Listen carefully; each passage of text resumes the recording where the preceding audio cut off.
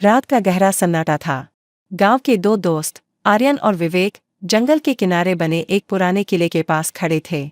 किले के बारे में कहा जाता था कि वहां रात में कुछ अनजानी शक्तियां घूमती हैं।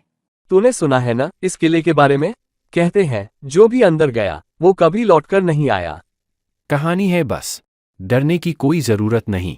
मैं तो सोच रहा हूं अंदर जाकर देखूं क्या सच में ऐसा कुछ है। अगर तू इतना ही साहसी है तो चल, मैं भी तेरे साथ चलूंगा।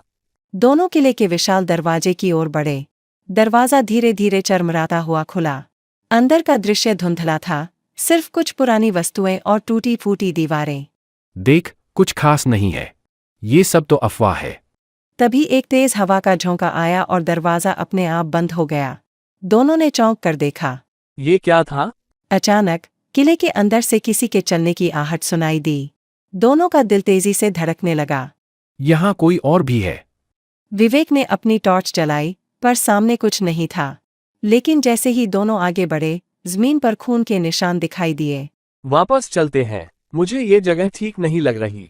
नहीं, अब तो हम सच जानकर ही जाएंगे। दोनों धीरे धीरे किले की गहराई में चले गए। हर कदम के साथ अजीब सी आवाजें आने लगीं। तभी एक कमरा दिखाई दिया जिसमें हल्की रोशनी थी। वो क्या है? कमरे में घुसते ही दोनों की नजर एक बूढ़े आदमी पर पड़ी जो जमीन पर बैठा था। उसकी आंखें लाल हो रही थीं और उसके चारों ओर काले धुएं का घेरा था।